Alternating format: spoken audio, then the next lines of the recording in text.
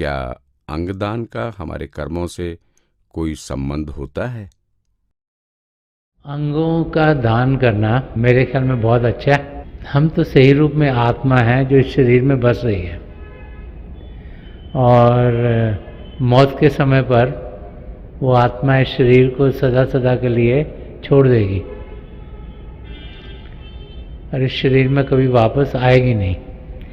तो अगर इस शरीर के कोई हिस्से किसी और के इस्तेमाल में आ जाएं, जैसे आंखें किसके इस्तेमाल में आ जाएं, और जो पार्ट्स हैं बॉडी के, शरीर के जो भी हिस्से हैं, वो अगर किसी और के फ़ायदे के लिए आ जाए कि वो शरीर चलता रहे, तो अंगों का दान करना अच्छा है। इसके ज़रिए किसी और को मदद मिलती है, भी एक किस्म की सेवा है कि हम चाहे हमने शरीर छोड़ दिया फिर भी किसी को अगर किसी चीज़ से मदद मिलती है, वो हमने वो मदद उनको पहुंचा दी।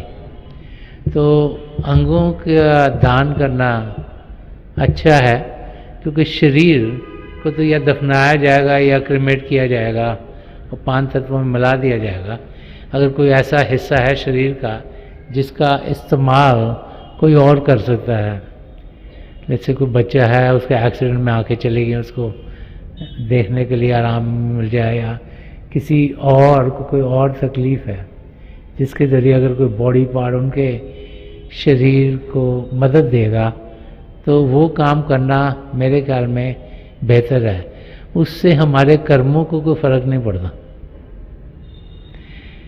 आत्मा ने शरीर को छोड़ दिया, उसके बाद शरीर में क्या हो रहा है उसका कोई फ़र्क नहीं पड़ता।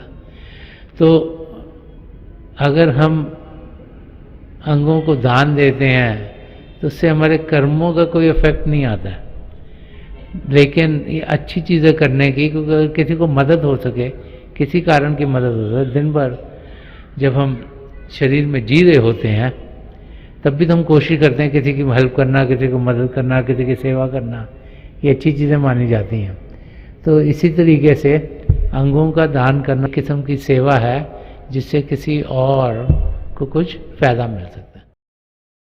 अंतर में ध्यान टिकाने के लिए क्या करना चाहिए?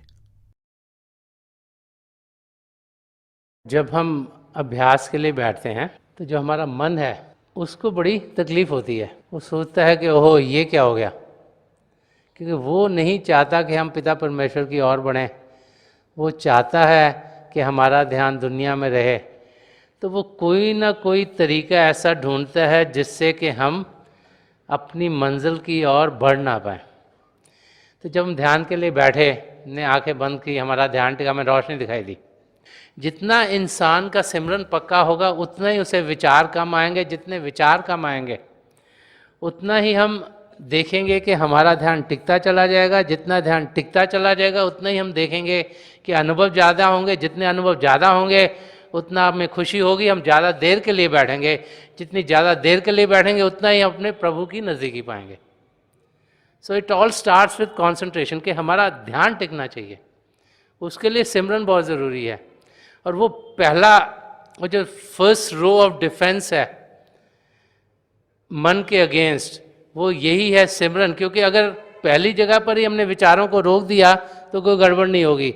अगर विचार आए फिर हमने कोई और मैकेनिज्म यूज़ करा, कोई और मैकेनिज्म यूज़ किया, तो बेहतर है कि हम पहली जगह पर ही जहाँ से रुकावट आ रही है उसको रोक दें।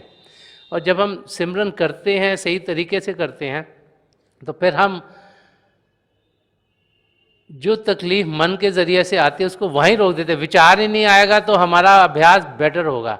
इसीलिए बार बार बार यही समझाई जाता है कि हमें सिमरन को टूटने नहीं देना, किसी विचार को आने नहीं देना। तब हम देखेंगे कि हमारी तरक्की अपनी मंजिल की ओर होगी। तो अगर आपको लगे कि रोशनी आई है और लगे पता नहीं थी कि ना थी, तो समझो कि ये मन ने आपको विचार दिया है, इसको सेट पे करना है। तभी होगा जब सिमरन पक्का होगा। तो सिमरन की प्रैक्टिस और ज़्यादा आप करते जाइएगा, आपके अनुभव बढ़ते चले जाएंगे। शब्द धुन पर बैठने का सही तरीका क्या है?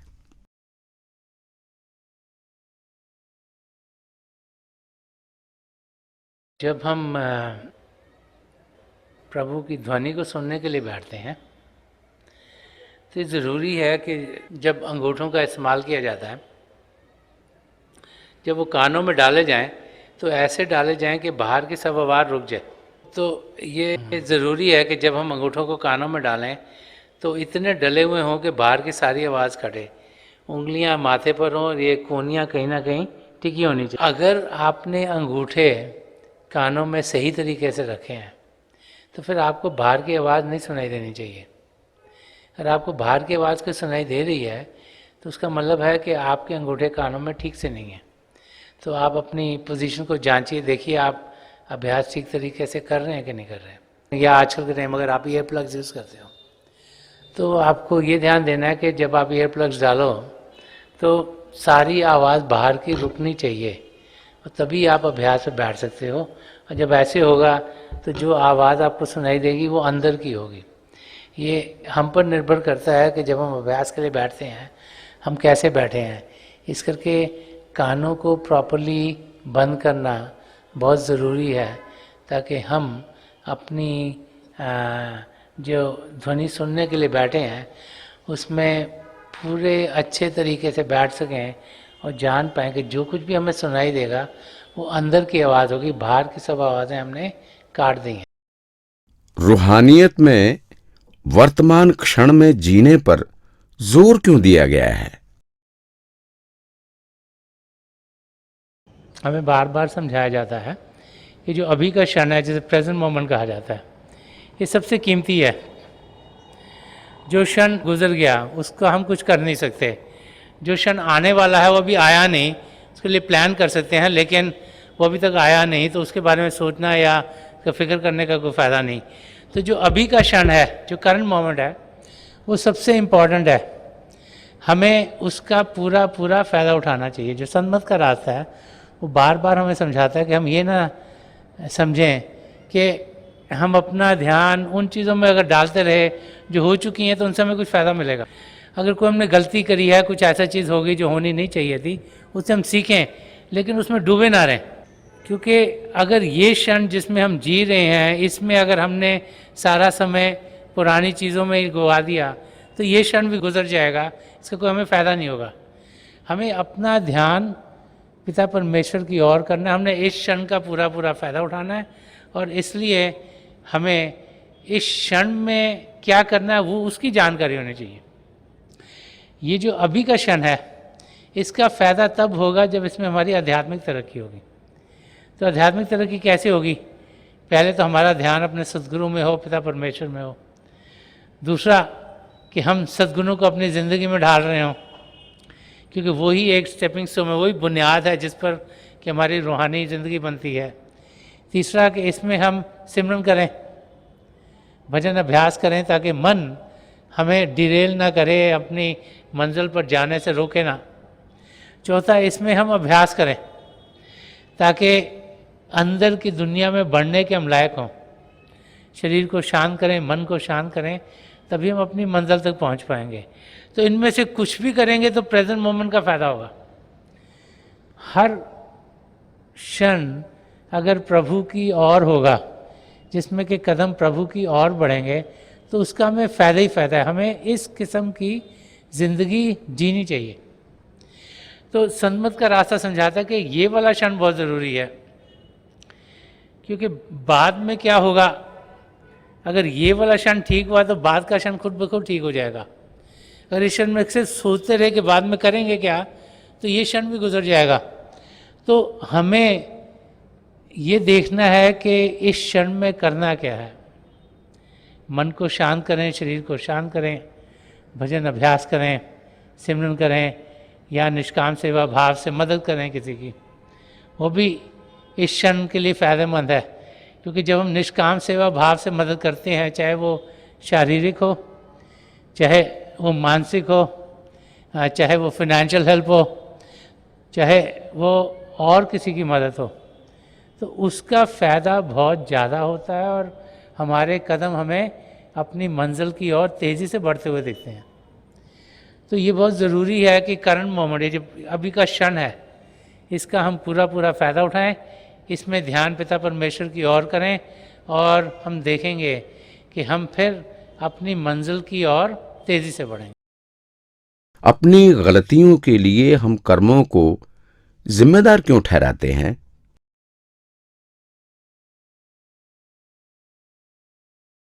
हम सबकी ज़िंदगी में कर्मों का विधान चलता है, जिसे प्रारब्ध कर्म कहा जाता है। वो हमारी ज़िंदगी के 75% हिस्सा होते हैं। कर्मों करके हमारी ज़िंदगी में ऊंच नीच आती है, लेकिन पिता परमेश्वर ने हमें 25% राहत दी है कि 25% हम खुद सोचें, खुद बोलें, खुद कार्य करें, और उनके ज़रिए हम देखें कि हम किस दिशा में जा रहे हैं। अगर कोई इंसान जानबूझकर हलचल करता है और फिर अपने आप को ये बताने की कोशिश करता है कि हलचल मेरे कर्मों करके हुई है, तो उसे हमें प्यार से समझाना चाहिए। हर एक इंसान को अपने सोच में, अपने बोल में, अपने कार्य में अच्छे से अच्छा करना है। जैसी उनकी समझ है, जितनी उनकी जानकारी है, उसमें उसे ऐसे डिसीजन लेने चाहिए जो कि उसे लगे कि अच्छे हैं। लेकिन कोई हलचल वाले काम करके और फिर सोचना कि ये हलचल तो इस करके हो रही क्योंकि ये मेरे कर्मों करके होना है, ये ठीक नहीं। हर एक सोच, हर एक बोल, हर एक कार्य बड़ा इम्पोर्टेंट है। उसका भुगतान इंसान को ज़रूर करना पड़ता है। कई ऐसी चीज़ें हैं जो ज़िंदगी में ढलती हैं, जो हमारी करने के बावजूद होती हैं, उन पर हमारा काबू नहीं, क्योंकि वो हमारी ज़िंदगी में होनी है। लेकिन हम अपनी ज़िंदगी को सही तरीके पर लगा सकते हैं। तो संत कृपाल सिंह जी महाराज ने एक बड़ा अच्छा फॉर्मूला बताया कि वो चीज़ जो हमें प्रभु की ओर लेकर जाए, उसके बारे में सोचें, उसके बारे में बोलें, उसके बारे में कार्य करें, वो सब अच्छी होंगी। और वो चीज़ें जो हमें प्रभु से दूर लेके जाती हैं, उनके बारे में ना सोचें, ना बोलें, ना कार्य करें, क्योंकि ये सब हमारे लिए अच्छी नहीं होगी। तो अगर इस को हम अपने सामने रखकर अपनी ज़िंदगी को वैसे गुजारें, और उसके बावजूद अगर जो कुछ होता है वो पिछले कर्मों करके होना ही है, लेकिन हमारी पूरी कोशिश हो कि हम वो सोचें, वो बोलें, वो कार्य करें जो हमें प्रभु की नज़दीकी देंगे, तो फिर हम ये ज़िंदगी सही तरीके से जी पाएंगे। हर एक इंसान की ज़िंदगी उसके हाथों में है। ये कह देना कि किसी और के करके मेरी ज़िंदगी ख़राब हो गई, क्योंकि उसने ये करा, इस करके मेरे साथ होगा, ये कमज़ोरी है इंसान की। हम सब अपनी मंजिल तक पहुंच सकते हैं, बार बार हमें महापुरुष समझाते हैं।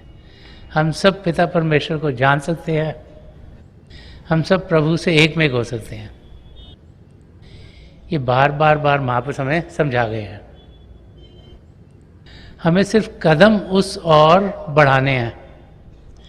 अगर उस ओर बढ़ाएंगे तो हम देखेंगे कि सब कुछ ठीक हो गया, और अगर उस ओर कदम नहीं बढ़ाएंगे और दुनिया की चीज़ों में ही गुम हो गए, तो फिर ये सुनहरा मौका हाथ से गुजर जाएगा। जो कुछ पा सकते हैं वो पाए बगैर ही फिर से 84 लाख जिया जो उनमें फंस जाएंगे।